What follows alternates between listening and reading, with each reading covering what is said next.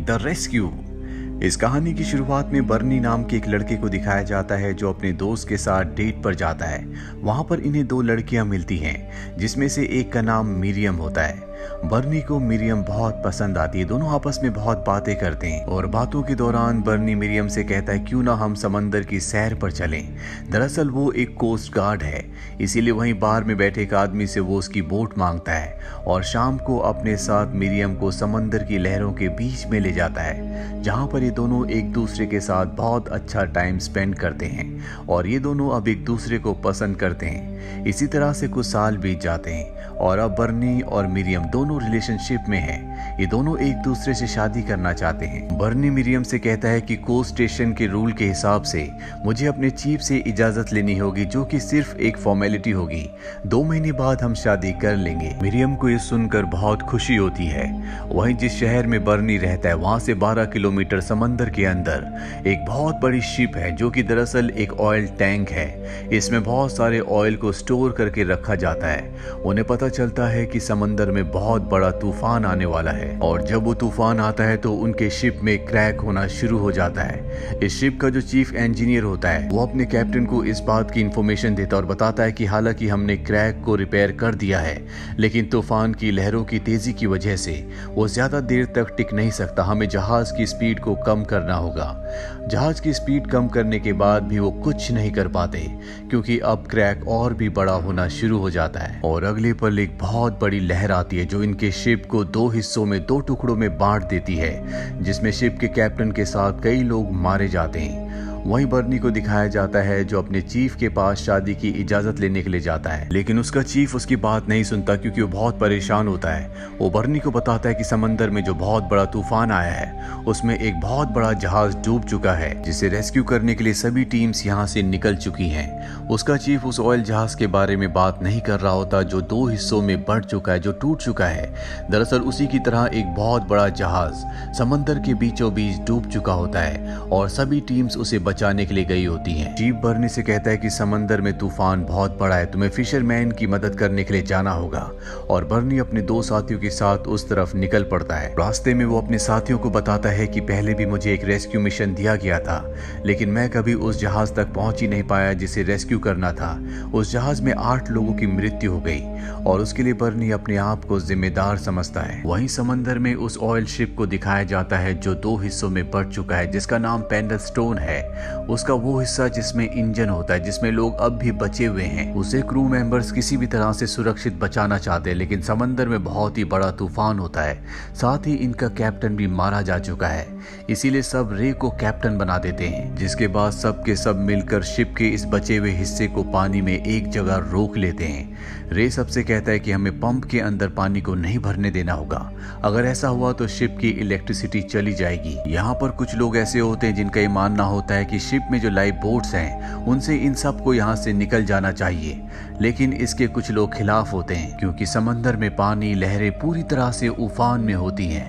फिर भी रे एक लाइफ बोट को नीचे उतारता है और जैसी वो पानी के संपर्क में आती है वो लाइफ बोट डूब जाती है, जिसका मतलब ये है कि इन्हें यहाँ पर किसी का इंतजार करना होगा।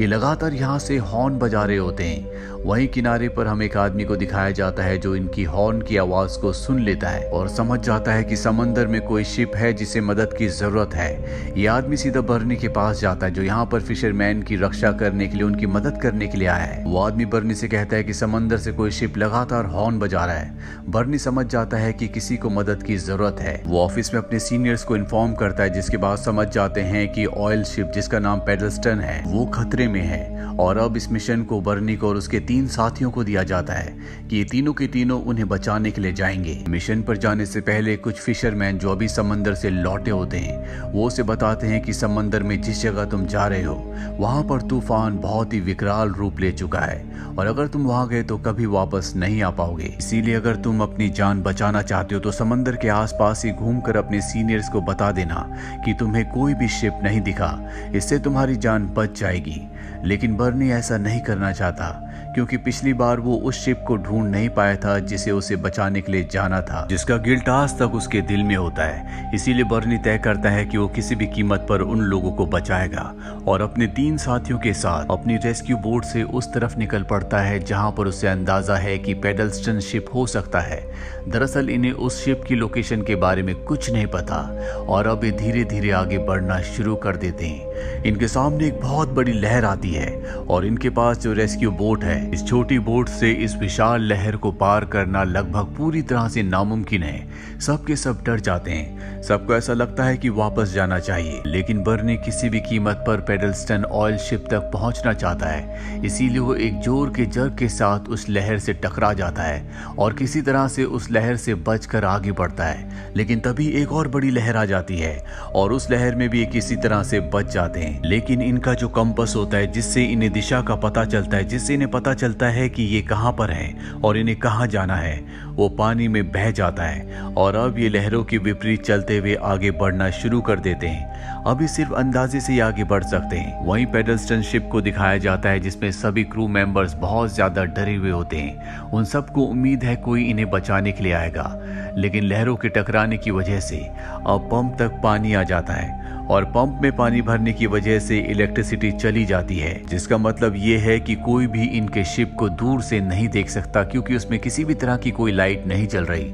सबके सब डर जाते हैं और शिप के टॉप पर आ जाते हैं। वहीं हमें बर्नी की गर्लफ्रेंड मिरियम को दिखाया जाता है, जो चीफ के पास जाती है और कहती है कि समंदर में बहुत बड़ा तूफान है, हमें बर्नी को वापस बुलाना चाहिए, उसकी जान खतरे में है। लेकिन चीफ उसे ऑफिस से निकाल देते हैं। मरियम को इस बात से बहुत टेंशन होती है और जब वो गाड़ी चला रही होती है तो टेंशन की वजह से उसकी गाड़ी एक जगह से टकरा जाती है, जिससे वो बेहोश हो जाती है। और जल्दी यहाँ पर एक लेडी आती है जो उसकी मदद करती है और स्नो में जो उसकी गाड़ी फंस गई होती है उसे निकलवा देती है। वहीं दूसरी तरफ हमें बर्नी की रेस्क्यू बोट को दिखाया जाता है जो लगातार आगे बढ़ रही होती है।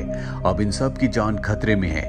बर्नी के साथी कहते हैं कि हमें वापस लौट जाना चाहिए, क्योंकि ना इन्हें दिशा का पता है और ना ही पता है कि कहां जाना है। लेकिन बर्नी कहता है कि हमें उन सब लोगों की जान बचानी होगी, क्योंकि पहले से बर्नी के दिल में मन में एक गिल्ट होता है कि पिछली बार वो उस शिप को ढूंढ नहीं पाया था जिसे रेस्क्यू करने के लिए उसे भेजा गया था, और ये तूफान पिछले तूफान से भी बड़ा होता है। बर्नी लगातार आगे बढ़ता चला जाता है, उसके साथी भी उसका साथ देने को तैयार हो जाते हैं और जल्दी तूफानों की लहरों का सामना करते हुए इनको पेडल्स्टन शिप दिख जाता है। ये देखते हैं कि उसमें कोई भी नहीं है, लेकिन जब ये टॉप पर देखते हैं तो वहां पर बहुत सारे सर्वाइवर्स होते हैं, जिन्हें देखकर बर्नी और उसके साथी और भी परेशान हो जाते हैं, क्योंकि इनकी रेस्क्यू बोट में इतनी जगह नहीं है कि सबको उस बोट में यहाँ से सुरक्षित ले जा सके। और अगर वो यहाँ पर कुछ लोगों को छोड़कर जाता है तो जब तक वो वापस आएगा तो ये पूरा का पूरा शिप डूब जाएगा। और अब बर्नी की रेस्क्यू बोट में आने के लिए कुछ लोग ऊपर से कूद भी जाते हैं। समंदर की लहरें इतनी तेज होती है कि कुछ लोगों की मृत्यु हो जाती है, पर बर्नी इनमें से 32 लोगों को अपनी रेस्क्यू बोट में ले लेता है, जो कि एक बहुत बड़ा रिस्क है, क्योंकि इतना ज्यादा भार उठाने के लिए इस रेस्क्यू बोट को नहीं बनाया गया। पेडल्स्टन शिप पूरी तरह से खाली होने के बाद इन सब की आंखों के सामने वहीं समंदर में समा जाता है, जिसका मतलब ये है कि अगर बर्नी ने यहाँ पर आने में थोड़ी सी भी देर की होती तो ये सब के सब मारे जाते। और अब बर्नी शहर की तरफ वापस जाने लगता है, लेकिन सबसे बड़ी प्रॉब्लम ये होती है कि उसे दिशा का नहीं पता, क्योंकि उसका कंपास खो चुका है और बिना कंपास के उसे नहीं पता चल सकता कि किस तरफ जाने से किनारा जल्दी आएगा। और अब वो अपने सीनियर्स को यानी कि चीफ को रेडियो से संपर्क करता है और उन्हें पूरी सिचुएशन के बारे में बताता है। उसके सीनियर उसके चीफ उसे कहते हैं कि तुम्हें यहीं पर एक पास में शिप है, किसी भी तरह तक उस तक पहुंचना होगा और सबको उस शिप में छोड़ना होगा। दरअसल रेस्क्यू चीफ को पता होता है कि पूरी बोट में 36 लोग हैं और इतने भारी वजन के साथ इस बोट को किनारे तक लाना नामुमकिन है। लेकिन बर्नी उनके ऑर्डर्स को फॉलो नहीं करता और वो तय करता है कि वो सबको लेकर किनारे की तरफ बढ़ेगा। रे बर्नी से पूछता है कि तुम हम तक कैसे पहुंचे।